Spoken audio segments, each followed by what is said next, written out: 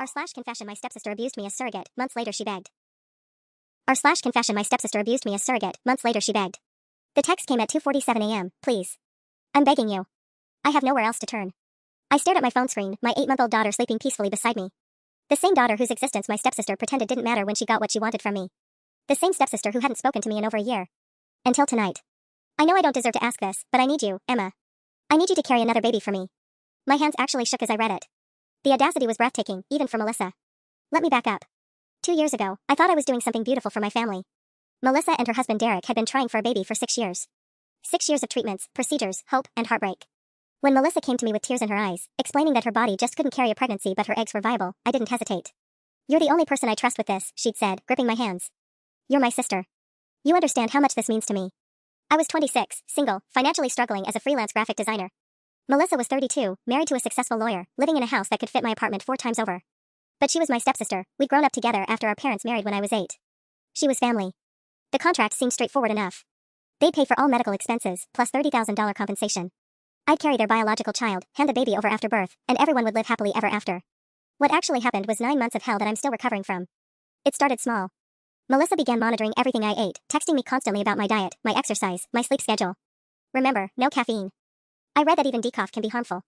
When I mentioned feeling tired, she'd lecture me about the importance of prenatal vitamins. When I craved pizza, she'd show up with organic salads. I'm just looking out for the baby, she'd say whenever I pushed back. Then came the doctor's appointments. Melissa insisted on being in the room for everything. Every ultrasound, every checkup, every conversation with my OBGYN. She'd ask questions like I wasn't even there, taking notes, making demands about my care. When I suggested maybe I could handle some appointments alone, she looked at me like I'd suggested abandoning the baby on a street corner. This is my child, Emma. I have every right to be involved. The money became a weapon. When I was 5 months pregnant and asked about receiving some of the compensation early to cover my reduced work schedule, Melissa's tone turned ice cold. The contract clearly states payment upon delivery. We can't make exceptions just because you're having cash flow issues. Cash flow issues. Like I was some business partner instead of the woman literally growing her child. But the worst part? The complete dehumanization. I became nothing more than a vessel to her. She'd place her hands on my belly without asking, make jokes about borrowing my oven, and talk about the baby like I was just the delivery method. At family dinners, she'd tell people we're pregnant while I sat right there. The breaking point came during my 8th month. I was having Braxton Hicks contractions and went to the hospital as a precaution. Melissa arrived and spent 20 minutes arguing with a nurse about who should be listed as the emergency contact, completely ignoring the fact that I was the patient having the medical emergency. That's when I realized I wasn't family to her anymore. I was just a borrowed uterus.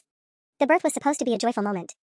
I'd imagined tearful gratitude, maybe even a moment of connection as I placed their son in Melissa's arms. What I got instead was a cold transaction that left me feeling emptier than my post-delivery body. Melissa barely looked at me. She was so focused on baby James that when the nurse asked if I wanted to hold him first, standard procedure, since I was the birth mother, Melissa actually stepped forward to intercept. That won't be necessary, she said crisply. We'll take him now. The nurse looked confused, glancing between us. I was too exhausted and emotionally drained to fight. I just nodded and turned away as they whisked my biological nephew to the other side of the room for his first family photos. Photos I wasn't invited to be in. Derek at least had the grace to look uncomfortable. He approached my bedside while Melissa cooed over James. Emma, thank you, he said quietly. We can never repay you for this gift. I wanted to tell him that his wife had already made it clear this wasn't about gifts or gratitude. This was a business transaction, and my part was done. The $30,000 appeared in my account 3 days later with a text, payment complete. Thank you for your services. Your services. Like I delivered their groceries. That should have been the end of it. I'd done what I promised, taken my money, and planned to move on. But 2 months later, I discovered I was pregnant with my own daughter. An unexpected result from a brief relationship that didn't work out, but a baby I wanted desperately. I debated whether to tell Melissa and Derek, but eventually decided they should know they'd have a niece. The response was, telling. Congratulations, I guess, Melissa texted back. Funny how easy it was for you. Funny how easy it was for me. As if carrying her child for 9 months while being treated like hired help had been a walk in the park. That was the last I heard from her until tonight's desperate message. My daughter Lily shifted beside me, making those tiny sleep sounds that still made my heart melt. I'd named her after our grandmother's middle name, the same grandmother whose ring Melissa inherited when she died, despite Grandma promising it to me first. Just another thing Melissa took without thinking twice about who she hurt. I scrolled through the rest of her messages, sent rapid fire after the first. Derek left me 6 months ago. The divorce is final next week. He wants full custody of James. Says I'm unstable. My eggs aren't viable anymore. Something about the stress, the hormone treatments after James. The doctors say my only option is a donor egg and surrogate. No one else will do it. I've contacted 3 agencies. It's too expensive and the waiting lists are years long. You're my only hope, Emma. Please. I'll pay you double. Triple. Whatever you want. I know I wasn't perfect before, but I've learned. I've grown. It would be different this time. I almost laughed at that last line. Melissa had never admitted to being anything less than perfect in her entire life. Now she wasn't perfect? That was her acknowledgement of 9 months of emotional abuse? But what struck me most was what she didn't say. No real apology. No acknowledgement of how she treated me. No recognition that I was now a mother myself with my own child to consider. Just desperation dressed up as humility, and the assumption that enough money could erase everything she'd done. I set the phone down and stared at the ceiling, my mind racing. Part of me wanted to block her number and pretend I'd never seen the messages. But another part of me was curious about something else entirely. For the first time in our relationship, I held all the power. The next morning, I woke up to 17 missed calls from Melissa. 17. I stared at my phone in disbelief as Lily babbled happily in her crib, oblivious to the chaos her aunt was trying to drag us into. I made coffee and fed Lily before even considering listening to the voicemails. The first few were standard Melissa, controlled, measured, repeating her request with slightly different wording each time. But as the timestamps got later, her composure cracked. Emma, I know you're screening my calls. Just, please call me back. Look, I get that you might be angry about before. We can talk about that. I saw your Instagram post at the park yesterday. Lily's getting so big. She looks just like you did as a baby. That one made my skin crawl. She was watching my social media, studying my life from the outside like she was gathering intelligence. The last voicemail was left at 2:47 a.m. Emma, I'm falling apart here. Derek's lawyer is saying I'm an unfit mother because I can't provide James with siblings. Apparently being a single mom with fertility issues makes me unstable in family court. If I could just get pregnant again, prove that I can build a family, maybe I'd have a chance. Please. I'm begging you. I deleted all the messages and blocked her number. But 20 minutes later, my landline rang, the number I'd forgotten I'd given her years ago for emergencies. Don't hang up, she said immediately. Just hear me out.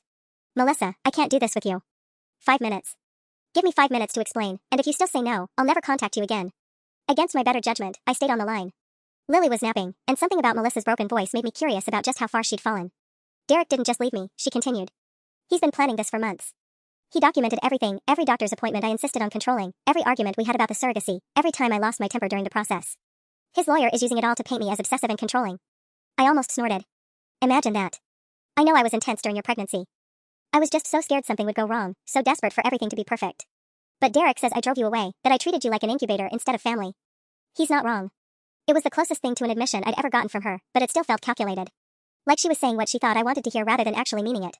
So now you need me to fix your custody problems by risking my health and emotional well-being again? It's not just about custody, she said quickly. Emma, I'm alone. Completely alone.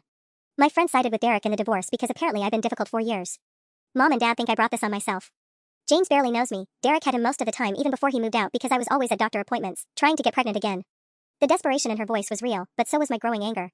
Even now, she was making this about her pain, her losses, her needs. And you think having another baby will magically solve all of that?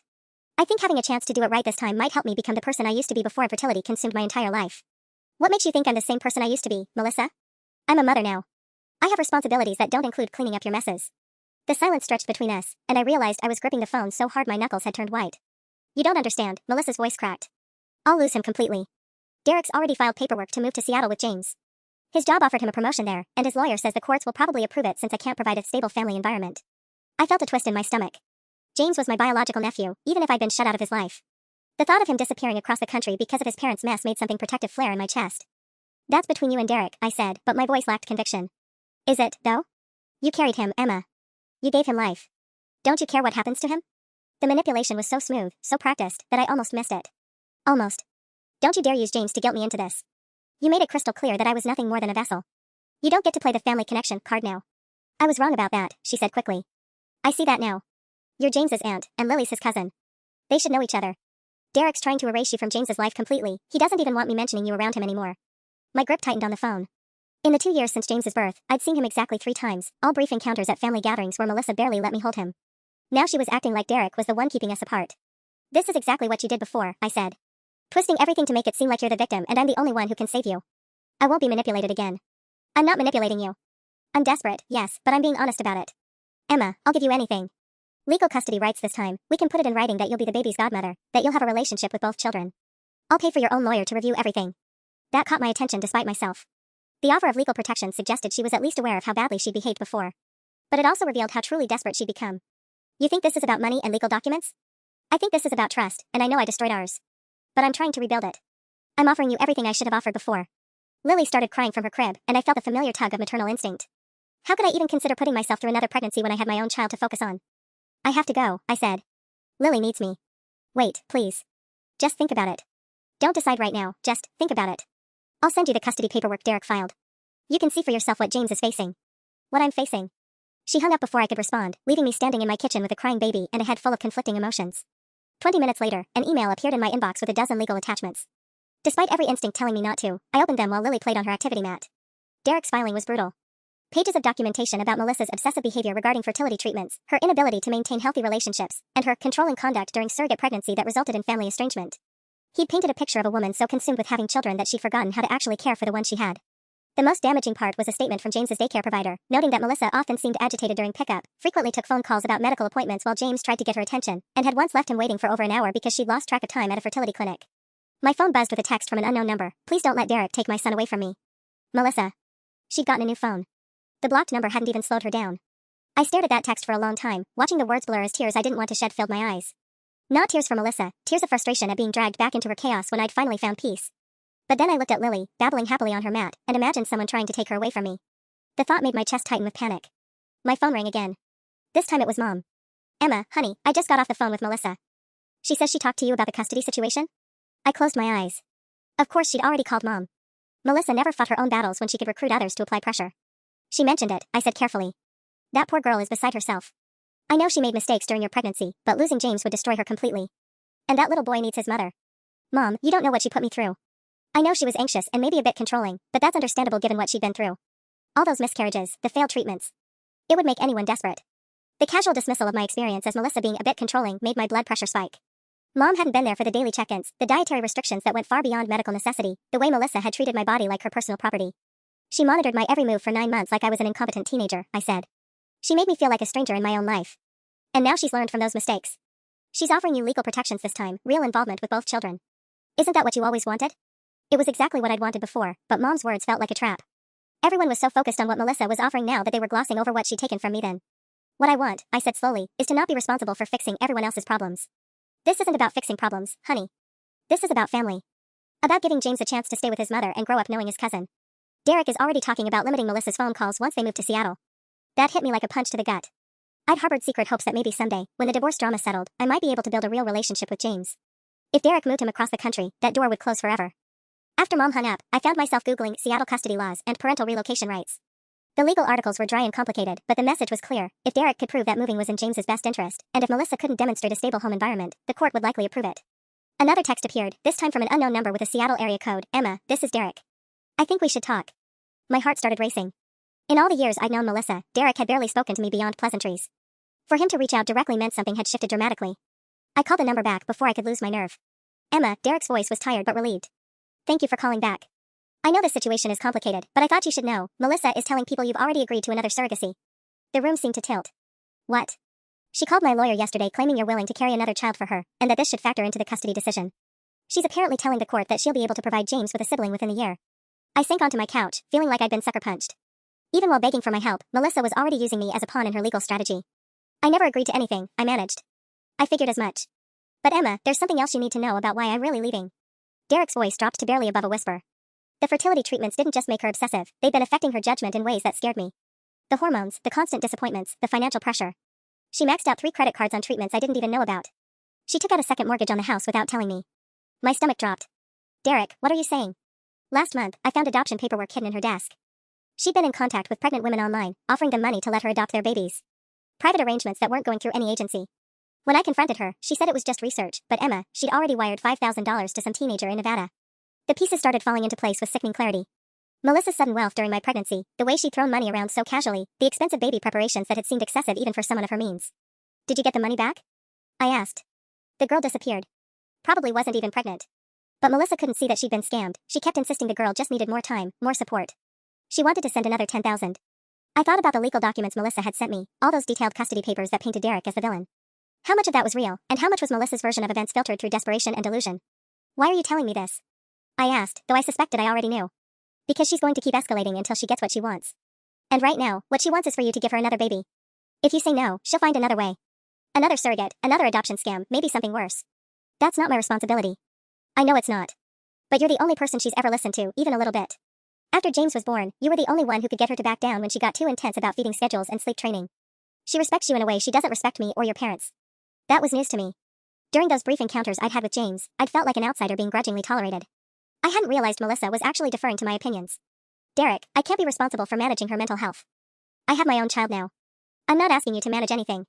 I'm asking you to be aware of what you're dealing with if you decide to help her. And Emma, there's one more thing. I braced myself. She's been calling James by different names sometimes. When she thinks I'm not listening, I've heard her call him Michael, or David, or Thomas. Names we talked about for babies that didn't make it. Yesterday she introduced him to our neighbor as my son Michael, who's going to be a big brother soon. The hair on my arm stood up. Has she talked to someone? A therapist? She went to 3 sessions last year and quit because she said they didn't understand the emotional trauma of infertility. She thinks everyone's trying to convince her to give up on having more children. After Derek hung up, I sat in my living room staring at Lily, who was now peacefully asleep in her bouncy seat. My phone buzzed constantly with new messages, more texts from Melissa's new number, missed calls from my mother, even a message from my stepfather saying he was disappointed that I wasn't being more supportive during this family crisis. But all I could think about was James, a 2-year-old boy whose mother sometimes forgot his name, caught in the middle of a custody battle where everyone claimed to know what was best for him. And somehow, impossibly, my decision about whether to carry another child had become the fulcrum on which all of their futures balanced. That night, I couldn't sleep. Every time I closed my eyes, I saw James's face from the last time I visited, how he'd shyly offered me one of his toy cars, calling me Aunt Emma in that sweet toddler voice. The thought of him being confused about his own name, of Melissa's grip on reality slipping while she fought for custody, made my chest tight with anxiety. At 2 a.m., my phone rang. Melissa's number. Emma? Oh, thank God you answered. Her voice was thick with tears and exhaustion. I can't sleep. Every time I close my eyes, I see Derek taking James away from me. Did you know he's already enrolled him in some daycare in Seattle? Without even asking me? I sat up in bed, immediately alert. Melissa, it's 2 in the morning. I know, but I've been thinking about what I said before, about the legal protections and everything. I talked to my lawyer today, and we can make the contract even better for you. More money, obviously, but also decision-making power. You could have input on James's schools, on vacations, on everything important. We'd be co-parenting, basically. The casual way she lumped James in with a hypothetical future baby sent chills down my spine. Melissa, James isn't my child. He's yours and Derek's. But Derek doesn't want him. The words came out in a wail that was so loud I had to hold the phone away from my ear. He's moving across the country, Emma. He's taking my baby to get away from me. But if I have another child, if I can prove I'm building a stable family, the court won't let him leave. That's not how custody works. It is. My lawyer said it is. If I can demonstrate that James has sibling bonds here, that his extended family support system is here, then Derek can't just run away. You're not just giving me another baby, Emma. You're saving the child I already have. I got out of bed and started pacing my kitchen, phone pressed to my ear. Through my window, I could see a single light on in the house across the street, someone else having a sleepless night, though probably for less complicated reasons. Have you talked to Derek about mediation? About finding a solution that doesn't involve. Derek won't talk to me about anything except through lawyers now. He changed his phone number and won't tell me where he's staying. I have to coordinate James's visits through his sister. His sister, Emma. Like I'm some kind of threat to my own child. I thought about Derek's revelations about the adoption scams and the credit cards. Maybe Melissa wasn't entirely wrong to feel shut out, but Derek's caution was probably justified too. The hearing is in 6 weeks, Melissa continued, her voice becoming more manic. 6 weeks to prove that I can provide James with a stable home environment. If you say yes to the surrogacy, we could have the contract signed and everything legal before then. It would show the court that I have family support, that I'm planning for the future. Melissa, you can't use a pregnancy as a legal strategy. Why not? Derek used our marriage counseling sessions against me in his filings. He told the court about my obsessive behaviors during your pregnancy like I was some kind of monster. All I did was care too much about giving my child the best possible start. A text message popped up on my phone while she was talking. From Derek, she called you, didn't she? Don't let her manipulate you. James needs stability, not another complicated pregnancy in the middle of a custody battle. The fact that Derek was monitoring Melissa's calls closely enough to know she'd contacted me suggested their situation was even more toxic than I'd realized. Emma? Are you still there? Melissa's voice had shifted to that wheedling tone I remembered from my pregnancy. Just think about it. Please. For James. I have to go, I said, ending the call before Melissa could launch into another plea. But sleep was impossible now. I found myself Googling custody laws at 3 a.m., trying to understand if Melissa's claims about sibling bonds and family stability held any legal weight. The next morning, exhaustion made everything feel surreal. Lily was fussier than usual, as if she could sense my stress, and I'd burned through 3 diapers before 8 a.m. when my doorbell rang. My mother stood on my porch holding a casserole dish and wearing the expression she used to get when she was about to deliver a lecture about family responsibility. We need to talk, she said, brushing past me into the house. Good morning to you too, Mom. She set the casserole on my counter and turned to face me, arms crossed. Your stepfather and I had dinner with Melissa last night. That poor girl is falling apart, Emma. And frankly, I don't understand why you're being so stubborn about helping her. Did she tell you about the $10,000 she lost to a fake surrogate? I asked, settling Lily in her high chair. My mother's face faltered for just a moment. She mentioned there was a misunderstanding with someone, but... A misunderstanding? Mom, she got scammed because she was so desperate she couldn't think straight. And now she's asking me to get pregnant in the middle of her custody battle. Family helps family, Emma. When you needed support during your divorce, Melissa was there for you. The revisionist history made my blood pressure spike. Melissa was there for me? She barely spoke to me for 2 years after my divorce because she was so focused on her own fertility treatments. The only time she reached out was to ask me to be her surrogate. That's not how she remembers it. Of course it wasn't. I was beginning to understand that Melissa's version of events and reality existed in completely different universes. My phone buzzed. Another text from Melissa. Emma, I just had the most amazing idea. What if we did a family vacation together? You, me, Lily, and James. We could go to that resort in Florida you used to love. James needs to bond with his sister, and you could see how natural this all feels. I showed the message to my mother, whose frown deepened. See? She's trying to include you in everything. That's not the behavior of someone who's unstable. Mom, Lily isn't James's sister. And Melissa calling her that is exactly the kind of thing that's making Derek nervous. Derek is being vindictive because his marriage failed. He's using James as a weapon. Before I could respond, my phone rang. An unknown number. Emma? This is Jennifer Morrison, Derek's sister. We met briefly at James's first birthday party. I remembered her, tall, no nonsense, worked as a nurse practitioner. She'd seemed like the most reasonable person in Derek and Melissa's orbit. Hi, Jennifer. Is everything okay? No, it's really not. I'm calling because Melissa showed up at my apartment this morning. She somehow found out that's where Derek's staying, and she brought James with her. She's refusing to leave and saying she wants to work things out as a family. My mother was watching me intently, clearly trying to piece together the conversation. Is Derek there? I asked. He's at work, but I called him. The problem is, technically it's Melissa's custody day, so the police can't make her leave just for being here. But Emma, she's talking about you constantly. About how you're going to fix everything with another baby. She's telling James he's going to have a baby brother or sister soon, and she's being very specific about timelines. What kind of timelines? She told him the baby would be here by Christmas. Emma, that's 8 months away. Have you actually agreed to anything? No, I said firmly into the phone, watching my mother's eyebrows shoot up. I haven't agreed to anything. In fact, I've told her multiple times that I won't do it. Jennifer let out a long breath. Okay, well, she's telling James something very different. He's asking me about baby names and when he can help decorate the nursery. This is really confusing for him. My mother was making increasingly dramatic gestures, clearly wanting to know what was happening. I held up a finger, trying to focus on Jennifer's words. There's something else, Jennifer continued, her voice dropping. I think Melissa might be recording our conversations.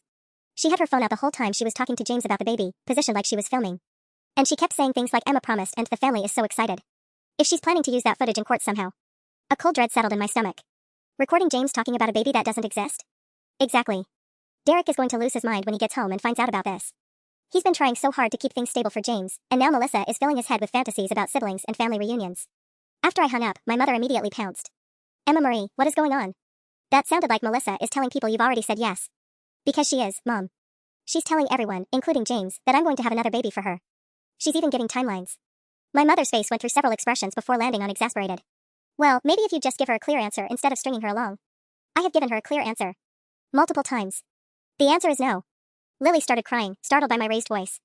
As I lifted her from the high chair, my phone buzzed again. This time it was a group text that included me, my mother, my stepfather, and 3 numbers I didn't recognize. The message was from Melissa. Family meeting tonight at 7 p.m. at Mom and Dad's house. We need to discuss Emma's surrogacy timeline and start planning for the baby's arrival. I've invited Derek's family so we can all be on the same page about co-parenting arrangements. See everyone tonight. Red heart. My mother read the message over my shoulder. Well, I suppose that settles that. We'll see you at 7. Mom, I'm not going to a planning meeting for a pregnancy that isn't happening. Emma, you're being ridiculous. Just come and talk to everyone like adults. She left with her empty casserole dish, completely ignoring my protests. Within minutes, my phone was blowing up with responses to the group text. My stepfather asking what he should pick up from the store. One of the unknown numbers, presumably Derek's family, asking for clarification about the timeline. Another unknown number saying they'd bring a calendar to coordinate schedules. The most chilling message came from Derek himself, from a number that wasn't in the group text. Emma, please tell me you're not actually considering this. Melissa has lost touch with reality. She's planning a family meeting about a baby that doesn't exist and somehow got my parents' phone numbers. My lawyer says this kind of behavior isn't helping her custody case, but she won't listen to reason. I stared at my phone, watching the group text continue to fill up with enthusiastic responses from people who apparently thought I'd agreed to get pregnant. Melissa had created an entire fictional narrative and was now orchestrating a family meeting to cement it into reality. The worst part? I could see exactly how this would play out. If I didn't show up tonight, I'd be the unreasonable one. The one breaking up the family. The one denying everyone the chance to discuss things rationally. Melissa had managed to turn my no into a family crisis that somehow required a group intervention. I spent the rest of the afternoon in a state of anxious dread, watching my phone blow up with increasingly unhinged group text messages. Melissa had apparently taken it upon herself to create detailed spreadsheets about prenatal vitamins and doctor schedules. Someone, I think my stepfather, asked about nursery themes. Derek's mother, bless her, was the only voice of reason. I think there might be some confusion here. Has Emma actually agreed to this? Melissa's response was immediate. Emma and I have been discussing this for weeks. She's just being shy about making it official. That's why tonight's meeting is so important, so we can all support her decision. Smiling face with smiling eyes. I screenshotted that message and sent it directly to Derek. This is what I'm dealing with. His response was immediate. Don't go tonight. Seriously. My lawyer thinks Melissa is trying to create evidence that you've agreed to surrogacy to use in court somehow. She's desperate to prove she's got family support for expanding their family. But at 6:45 p.m., I found myself getting Lily ready to go. Not because I wanted to, but because I'd realized something important. If I didn't show up, Melissa would control the entire narrative. She'd tell everyone I was being unreasonable, that I was backing out of promises I'd never made. By tomorrow, the whole family would think I was the villain in this story. My stepfather's house was packed when I arrived. I recognized Derek's parents from James's birthday party, looking deeply uncomfortable on the couch. There was another couple I didn't know, maybe Derek's sister Jennifer and her husband? Melissa was flitting around the kitchen like a hostess at her own party, pulling out notebooks and printed emails. Emma, she squealed when she saw me, rushing over to hug me tightly. I'm so glad you decided to come. Everyone is so excited to help us plan this. Melissa, I said quietly, we need to talk privately before. Oh, we can talk about everything in front of family. That's the point of tonight. She guided me to the living room where everyone was waiting expectantly. I thought we could start by discussing the timeline Emma and I worked out, and then maybe talk about how everyone can support us through the pregnancy journey. Derek's mother, Patricia, raised her hand tentatively. I'm sorry, but I'm still a bit confused. Emma, have you officially agreed to carry another child for Melissa? The room went dead silent. Melissa's smile faltered for just a moment before she jumped in. Well, we've been talking about it extensively, and Emma knows how important this is for James to have a sibling, especially with everything he's going through with a divorce. That's not an answer to the question, Patricia said firmly. She looked directly at me. Emma, yes or no, have you agreed to be a surrogate again? I felt every pair of eyes in the room focused on me. Melissa was practically vibrating with nervous energy beside me, her hand somehow finding its way to my arm in what probably looked supportive but felt controlling. No, I said clearly. I have not agreed to another surrogacy. The silence that followed was deafening. My mother made a small noise of surprise. My stepfather looked confused. Derek's father was staring at Melissa with something that might have been concern or anger. Melissa's laugh was too bright, too loud. Emma's just nervous about making it official. That's totally normal. The first surrogacy was scary too, remember? But once we get all the details worked out tonight, you'll feel so much better about everything. Melissa, I said, my voice shaking slightly, I need you to hear me clearly. I am not going to be your surrogate again. I'm not nervous. I'm not being shy. The answer is no. Her face went through several rapid changes before settling into something I'd never seen before, cold calculation mixed with panic. Well, she said, her voice taking on a sharp edge, I guess we'll just have to change your mind. The temperature in the room seemed to drop 10 degrees after Melissa's words. Her mask had finally slipped completely, and everyone could see what I'd been dealing with for months. Excuse me? Patricia said, her voice sharp with disbelief. Did you just say you're going to change her mind? Melissa realized her mistake immediately, her fake smile snapping back into place. I just meant that once Emma sees how much family support we have, and how much James needs this, she'll understand why this is the right choice for everyone. The right choice? I stood up, clutching Lily closer. Melissa, you've been telling people I already agreed. You've been making spreadsheets and planning meetings for a pregnancy that doesn't exist.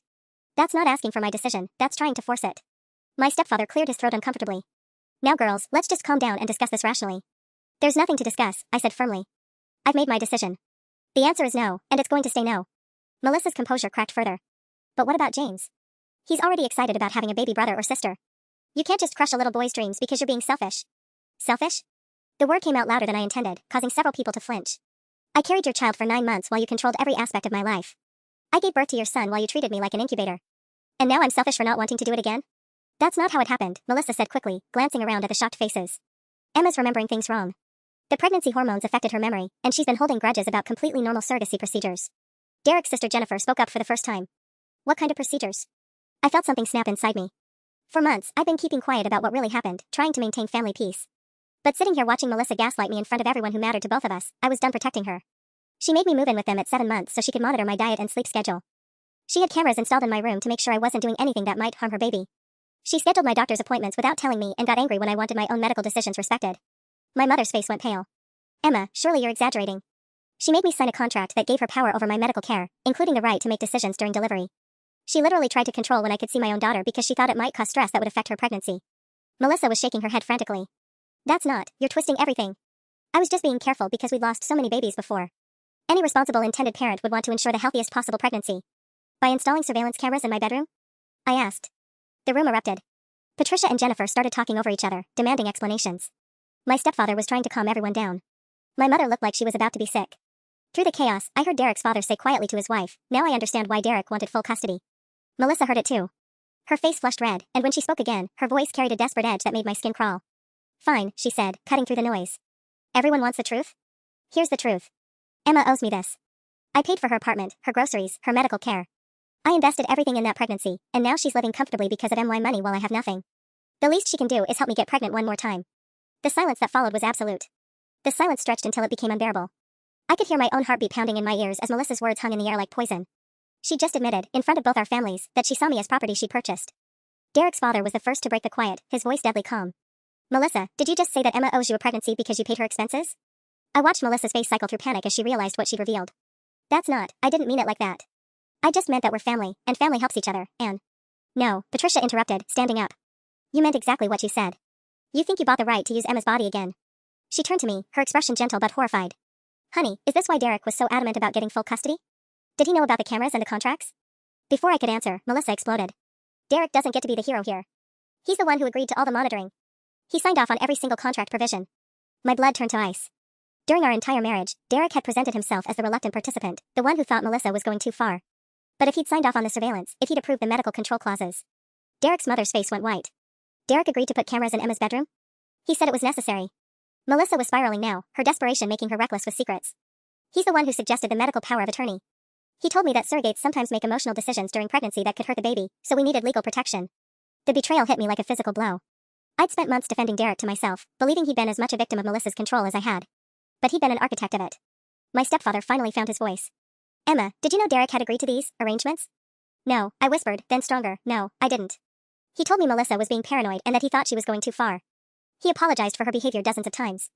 Jennifer leaned forward, her expression grim. That sounds like Derek. He always lets other people be the bad guy while he stays clean. She looked at her parents. Remember how he handled the divorce with his first wife? Same pattern. Melissa probably has no idea she's being set up to take all the blame. Melissa whipped around to stare at Jennifer. What do you mean, set up? Derek's going for full custody, Patricia said quietly. His lawyer's been building a case about your unstable behavior and poor judgment. Every desperate thing you do, every boundary you cross trying to get Emma to agree to surrogacy, it all supports his argument that you're unfit to have primary custody of James. I watched the color drain from Melissa's face as the pieces clicked together. But he wants another baby too. He agreed we should ask Emma again. Did he? Jennifer asked. Or did he suggest that you ask Emma, knowing she'd say no, knowing you'd get increasingly desperate and erratic trying to convince her? My mother, who'd been silent through this entire revelation, finally spoke up. Emma, you need to leave. Right now. She was right. I could feel the situation spiraling into something dangerous. Melissa was cornered now, realizing she'd been manipulated by Derek and that her behavior tonight had probably just cost her any chance at custody. Desperate people did desperate things. But as I started to stand, Melissa grabbed my arm. Wait. Please. If Derek's been manipulating both of us, then you understand, right? We're both victims here. We should help each other. Her grip was too tight, her eyes too bright.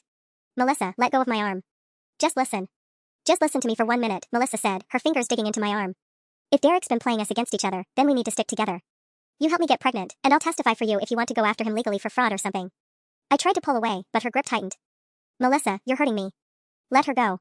My stepfather's voice carried an authority I'd never heard before. Right now, Melissa. She released my arm but immediately stepped closer, backing me against the couch. Emma, think about this logically. Derek used both of us. He made you think I was the controlling one while he was actually pulling the strings. He's probably laughing at us right now, knowing we're here fighting while he gets everything he wants. What Derek did doesn't change what you did, I said, adjusting Lily in my arms. You still installed cameras in my room. You still tried to control my medical care.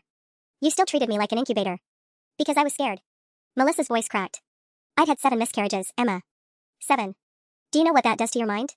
Every single day of your pregnancy, I was terrified something would go wrong, and Derek kept telling me that if I didn't stay involved, if I didn't monitor everything, it would be my fault if we lost another baby. Patricia stood up slowly. Melissa, honey, that's not normal fear. That's trauma response, and it doesn't justify what you put Emma through. I know that now. Melissa whirled to face her.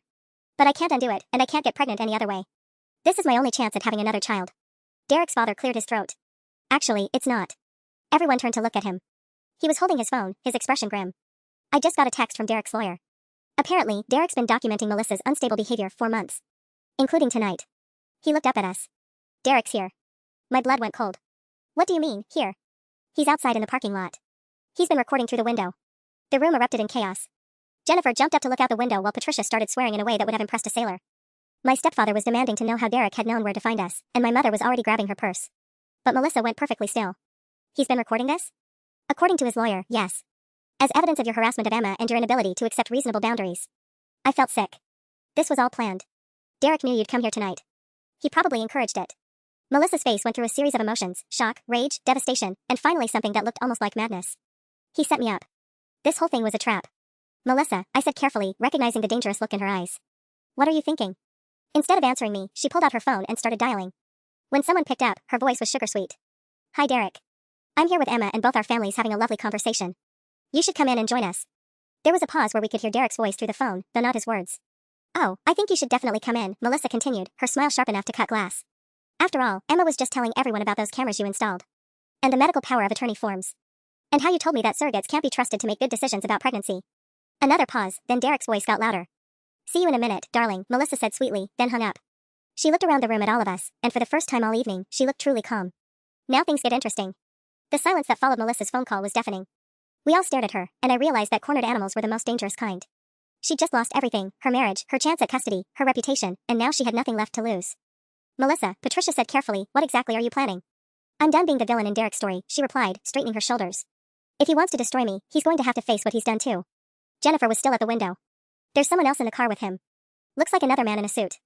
His lawyer, my stepfather said grimly. This is about to become a legal circus. My mother grabbed my arm gently. Emma, we need to leave before Derek gets in here. Take Lily and go.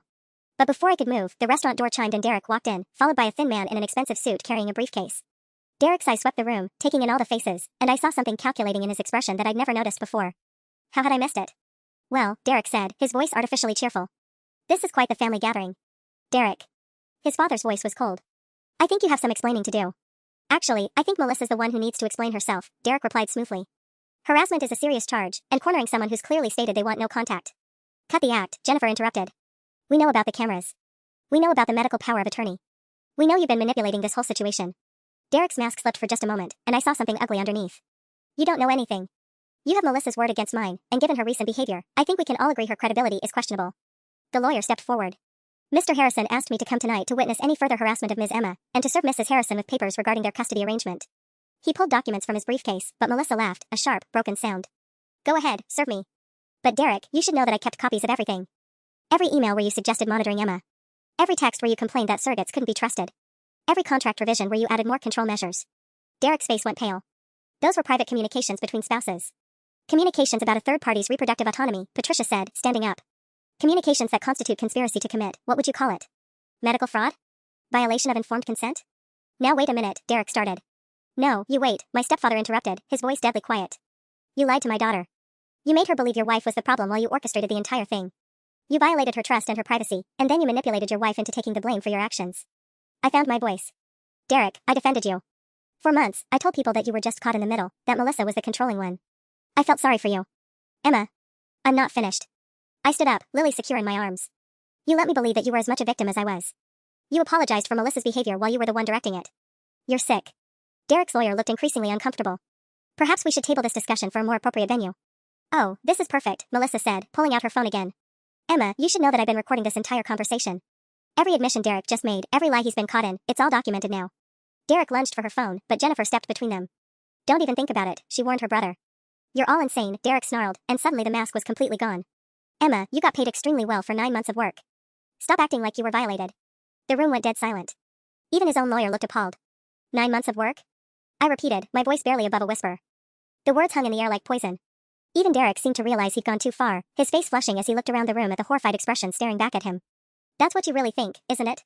I continued, my voice getting stronger. That I was just hired help. That carrying your child, sacrificing my body, my privacy, my autonomy, that was all just a business transaction to you. Emma, that's not what I... No. I stepped closer to him, and he actually took a step back. You just showed everyone exactly who you are. Melissa might have installed those cameras, but you told her to. She might have tried to control my medical care, but you convinced her it was necessary. And all this time, you saw me as nothing more than a service she purchased. Lily stirred in my arms, making a small sound, and Derek's eyes flicked to her with something that might have been regret. But it was too late for that now. That's my daughter, he said quietly. No, my mother said, standing beside me. That's Emma's daughter. Emma carried her, Emma gave birth to her, and Emma made the choice to give her to you and Melissa. But you forfeited any right to call yourself her father the moment you decided Emma was just an incubator you could manipulate. Derek's lawyer was already backing toward the door. Mr. Harrison, I strongly advise you to stop speaking immediately. But Derek wasn't listening. You can't keep my child from me. I have legal rights. Actually, Melissa said, her voice cutting through his protests, you might want to read the fine print on those surrogacy contracts you were so eager to modify. She pulled out her phone, scrolling through files. The version we all signed includes a morality clause. Either parent can be deemed unfit if they violate the surrogate's rights or engage in fraud or deception during the pregnancy. Derek's face went white. You can't be serious. I consulted with a lawyer this afternoon, she continued, not looking at him. Turns out, installing surveillance equipment in someone's bedroom without their knowledge? That's a felony. Falsifying medical documents? Also illegal. And manipulating a surrogacy arrangement through fraud? Well, that voids a lot of parental rights. I looked down at Lily, then back at Melissa. What are you saying? I'm saying, Melissa said, her voice steady for the first time all evening, that if you want to keep her, legally speaking, you probably can. And if you don't, well, I'd like to apply to be a single mother. The silence stretched between us. Derek was staring at Melissa like he didn't recognize her. His lawyer had actually left, probably to avoid being witness to anything else incriminating. I looked around the room at all these people who claimed to love me, who had put me through hell in the name of family, who were now offering me choices I'd never thought I'd have. Then I looked down at Lily, sleeping peacefully despite all the chaos around her. I want to keep her, I said simply. But Melissa, I also want her to know her biological mother. If you can prove to me, really prove, that you've dealt with whatever led you to treat me the way you did, then maybe we can figure out some kind of relationship. For her sake, not yours. Melissa's eyes filled with tears, but she nodded. I'd like that. I'd like to try to earn that. Derek started to protest, but his own father cut him off. Derek, you're done here. Leave before I call the police myself. As Derek stormed out, I realized something had fundamentally changed. For the first time in my life, I wasn't trying to keep everyone else happy. I was finally putting myself, and now Lily, first. And it felt like coming home.